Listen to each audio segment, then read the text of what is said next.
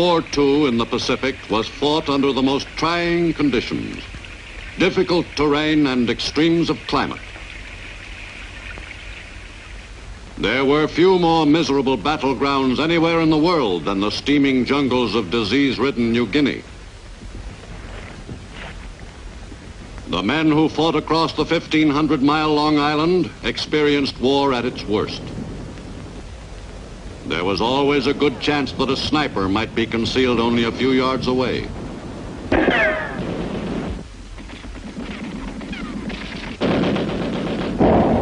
In New Guinea, the Allied fighting man could never be certain that the enemy was in any one place.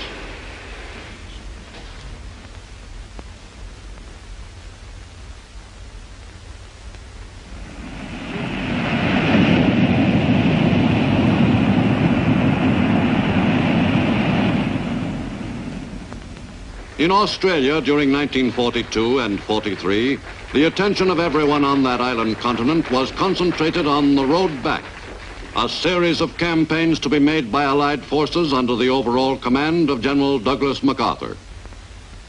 When I landed on your soil, I said to the people of the Philippines whence I came, I shall return.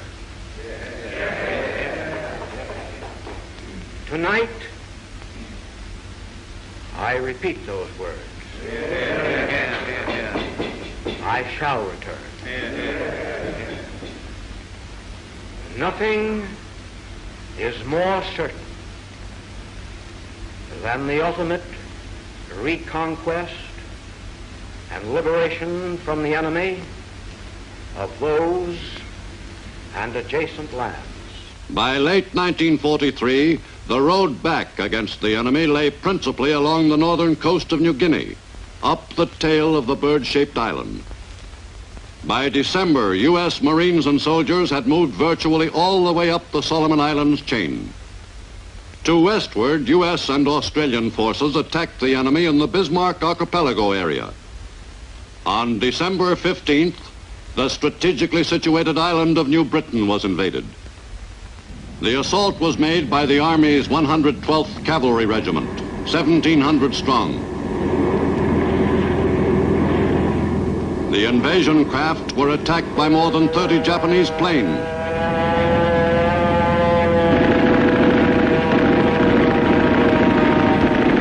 The invasion was carried out successfully, despite intense air activity over the landing beaches.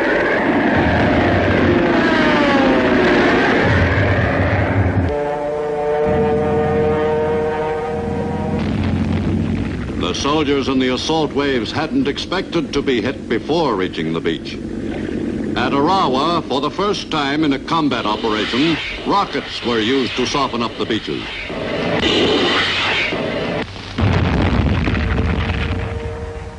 The landings were successfully achieved in spite of the heavy enemy air attack.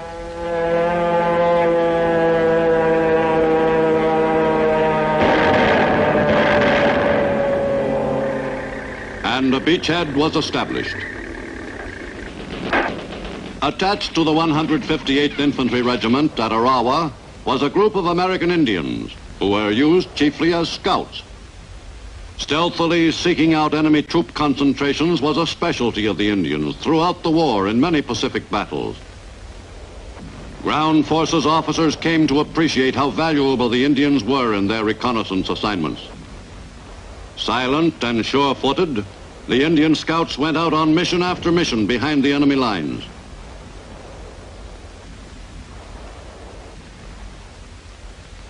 In a war which called for the employment of stealth and deception, the Indians were beating the enemy at his own game.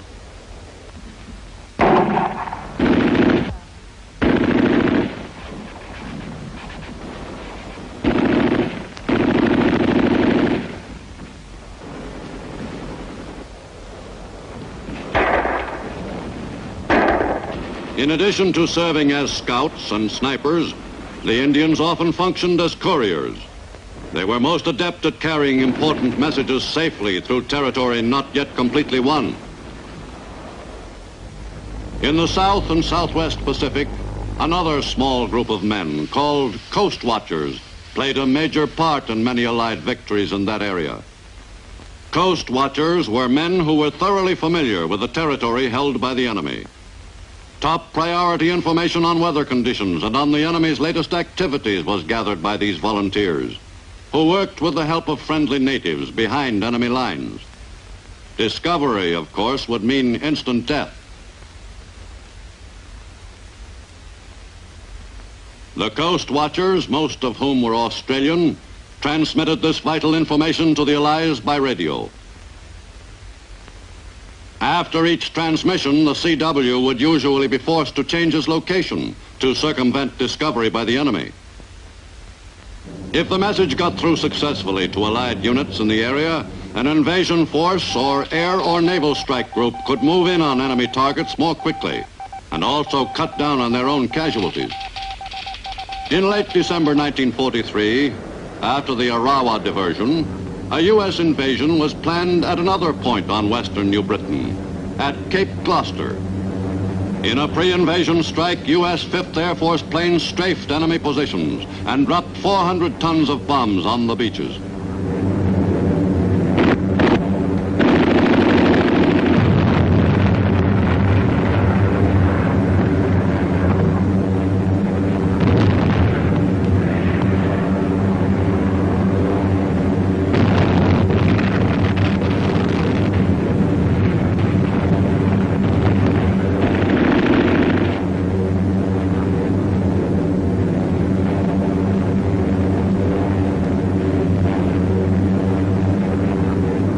The invasion was begun on the day after Christmas, 1943. The assault troops were 1st Division Marines. Most of the men in the assault waves were veterans of the long, bloody campaign fought by the 1st Marine Division on Guadalcanal. Commanded by Marine General William Rupertus, the troops went quickly about the business of launching the invasion. The scheduled plan for the assault on Cape Gloucester was executed successfully by the invasion force of Marines. Resistance was not expected to be heavy, but then no one could be entirely certain.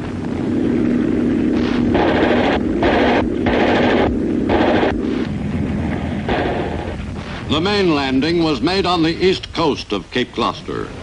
The beaches had been thoroughly softened up by pre-invasion bombardments, and enemy opposition was light, an unusual situation for marine assault waves in the Pacific in 1943. With the beachhead quickly seized, tanks came ashore, and the drive was on for the capture of the all-important airfield. Though the enemy wasn't particularly troublesome for the first few days, the great morass of mud slowed the Marine advance down. But the riflemen, working closely with the tanks, kept pushing inland without pause. The Marine tank crews handled their vehicles adroitly in the matted jungle, drawing praise from the Army. Every effective weapon was used against the dug-in enemy.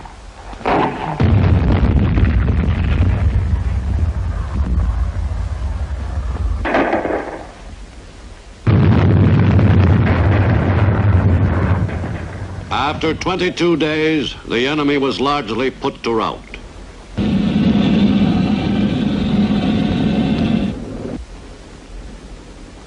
The Marines carved up the disorganized clusters of enemy troops who hadn't fled toward Rabaul.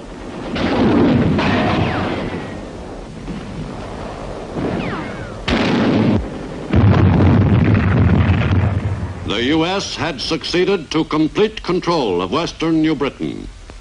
The enemy was fast losing his South Seas empire. The attack on Rabaul on the far eastern tip of New Britain was stepped up in early 1944. Thousands of tons of bombs were dropped on the enemy's one-time stronghold. In a 6-month campaign, U.S. planes knocked out Japan's most powerful base in the Southwest Pacific. Rabaul was rendered completely useless to the enemy. For the ground forces, there was one more important area in the Bismarck archipelago, the Admiralty Islands. The U.S. command decided that they must be taken.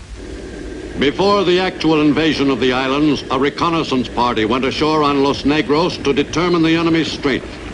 For 24 hours they took stock and discovered that the island, seemingly deserted though it looked, was actually heavily garrisoned.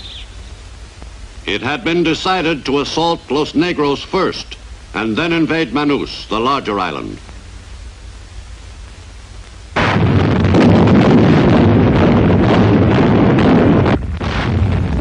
The GIs, who were experiencing their baptism of fire, headed toward shore on the morning of February 29th, 1944.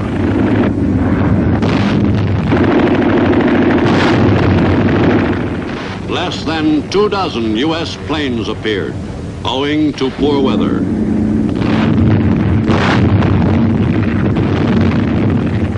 The assault soldiers were expecting heavy resistance on the beaches. A good percentage of the GIs landed successfully, but once ashore, they found themselves in a furious battle against a determined enemy.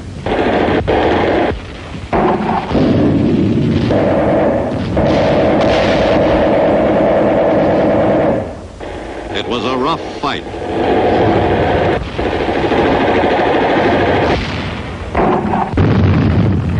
In the campaign on the Admiralties, U.S. ground forces suffered some 1,200 casualties.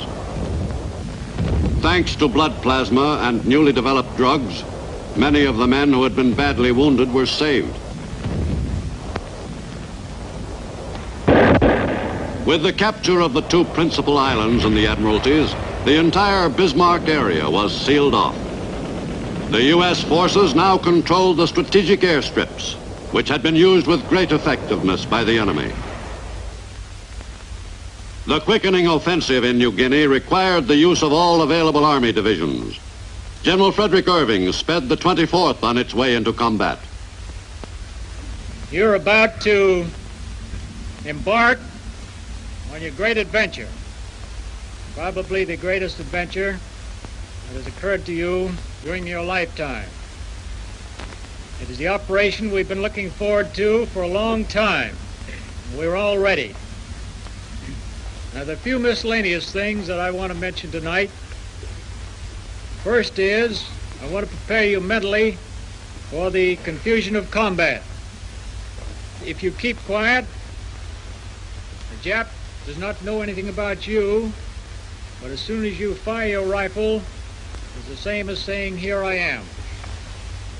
At the same time, you have little chance of hitting anybody in the dark. You have a big chance of hitting your own men. So keep that in mind. Firing at night, spasmodically and so forth, is a mark of ill-disciplined and untrained troops. I don't expect any of that in this division. In conclusion, I want to wish you the best of luck in this operation. These organizations have a grand reputation. I know that when the story of this war is written, that you'll have more than your share of the decorations and honors, and that there'll be no units, no combat team that will acquit themselves any better than will this combat team here. The next jump in the leapfrog operation up the back of the New Guinea bird was to Itape, some 400 miles westward. The offensive force was a powerful one, the largest fleet to support any landing in the Southwest Pacific Theater up to this point, accompanied an assault force of some 22,500 troops. A large proportion of the soldiers who were to make the invasion at Itape were battle-wise veterans of earlier New Guinea engagements, like the men of the 163rd Infantry Regiment. We'd been in a few scraps with the enemy on New Guinea, but nothing this big. This time it looked as though we were really going to throw a punch.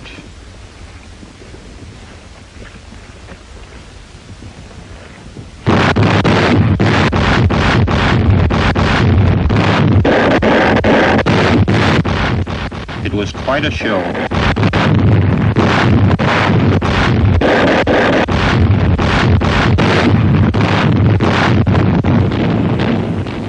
bombardment cheered us all up.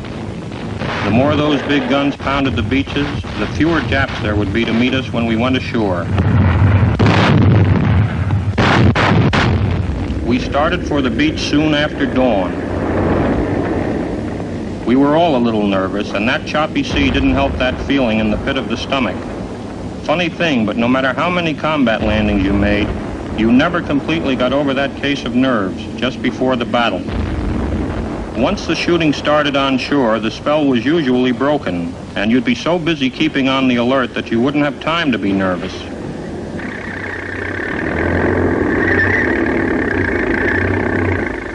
The initial resistance to the landing at Itapé was relatively light, but as the battle progressed, U.S. forces were subsequently to cut off and chop up the enemy's entire 18th Army.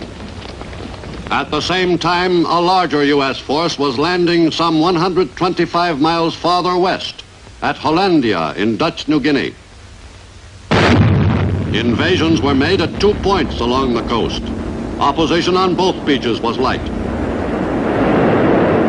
The first phase of the attack was carried out according to plan. The men of the Army's 41st and 24th Divisions executed the operation without a hitch. General, the first wave was landed on schedule and had no opposition. Swell. Couldn't be better. Thanks. The plan called for the troops to drive quickly inland toward the 3 airfields, which were the principal objectives. In the ooze of the northern New Guinea coastal area, the troops were faced with a serious transportation problem. Now and then, the GIs encountered the enemy. But they offered no serious problem. With the 2 invasion forces linked up, the sought-after airfields in the Santani area fell to the U.S. after only 5 days. But it soon became apparent that because of the swampy terrain, the strips could not be built into major bases.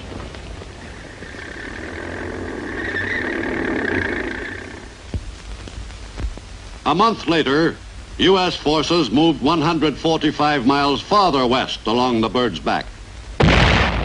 By seizing an area on the New Guinea coast at Toom, artillery could be employed to shell the real objective, the island of Wakta, 2 miles offshore. From the beachhead near Toom, assault troops launched the shore-to-shore invasion of Wakta Island. Spearhead of that assault was the 163rd Infantry Regiment, the same men who had landed at Itapé 3 weeks earlier.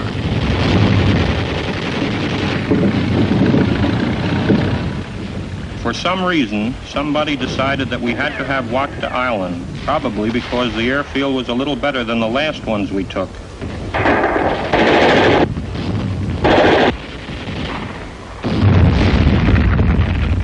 It was a short but tough battle.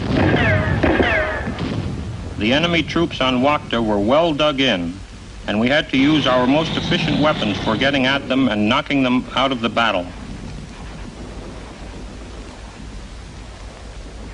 We killed almost 800 in the 2-day fight on Wakta. 8 days later, U.S. soldiers made still another landing at Biak, 180 miles westward in Guilvinck Bay. Just before the landing, the rocket ships went to work. Rockets were proving more effective than naval gunfire in last-minute bombardments of the invasion beaches.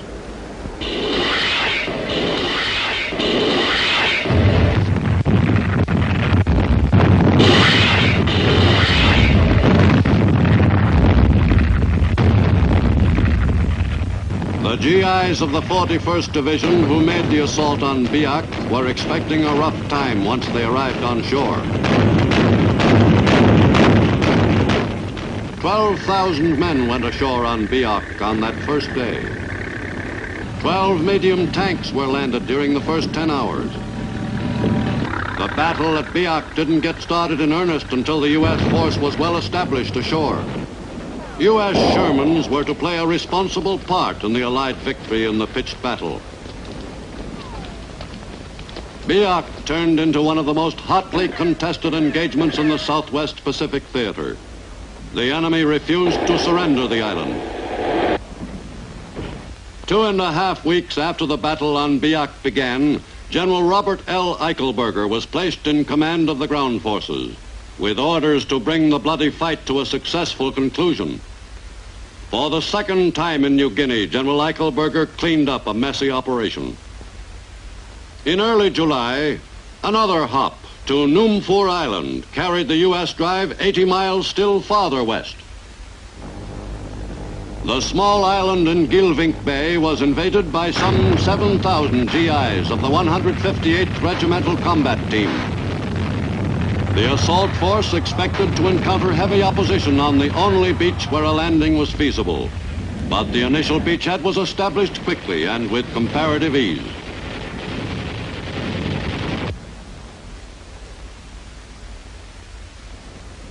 The U.S. invasion force outnumbered the enemy on Numfor by 3 or 4 to 1. Once more, the GIs were prepared for a grueling campaign. But the U.S. command had overestimated the enemy's strength on the island. Against light resistance, the GIs moved quickly across the island. But the command still expected trouble and called for reinforcements to be dropped by parachute over the recently seized airfield. The paratroopers making the jump were the men of the 503rd Parachute Infantry Regiment, most of them veterans of the drop on Natsap earlier in the New Guinea campaign. But this time, the operation was poorly executed. The troopers had been scheduled to drop a distance of at least 400 feet, but some were disgorged from the planes at heights as low as 175 feet. In addition, the plane should have flown in single file rather than two abreast. And the landing area chosen was so narrow that only a part of the group managed to land on the field. Many of the men missed the drop zone, some by a wide margin. Of the 739 men who made the initial jump at Numfor, almost 10% were casualties, and not related in any way to enemy action. Nevertheless, by the 5th day, all 3 airfields on Numfor were in U.S. possession, and all that was left was mopping up. Numfor was by no means the final objective in the New Guinea campaign. In late July, the next hop to Sansapor took the U.S. forces to the head of the New Guinea bird. The landing was not opposed, but the 20,000 GIs of the 6th Division were taking no chances. The assault was made against an enemy which was discovered to be in the process of evacuating the area. U.S. forces had succeeded in driving across the length of New Guinea to the very tip of the 1,500-mile-long island. In mid-September, U.S. soldiers invaded Morotai, an island in the Moluccas, lying between New Guinea and the Philippines. With this engagement, the New Guinea campaign was successfully concluded, a never-to-be-forgotten experience in the lives of the men who fought there, from the greenest private to General Eichelberger. Historians will state that the 2-year fight for New Guinea was one of the toughest in modern warfare. I agree with them. The men who served under my command in New Guinea from 1942 until late 44 fought day and night under conditions which would have broken the spirit of less stout-hearted troops. Fighting on that terrain in that abominable climate and against an enemy as resourceful as the Japanese was tough enough, but the tropical diseases, malaria, dengue fever, scrub typhus, jungle rot, provided the finishing touches. The fact that we won that most vital island after some 20-odd months of dogged battling is a tribute to the fighting qualities of the American soldier. While my gratitude goes out to our brothers of the Navy and Air, as an infantry commander, I must say that New Guinea was a war of infantrymen, United States and Australia. And by virtue of our victory on New Guinea, the invasion of the Philippines was made possible. While the leapfrogging hops were made in the Southwest Pacific, U.S. amphibious forces in the Central Pacific were engaged in their own campaign of island hopping. The Marianas were a most strategically important invasion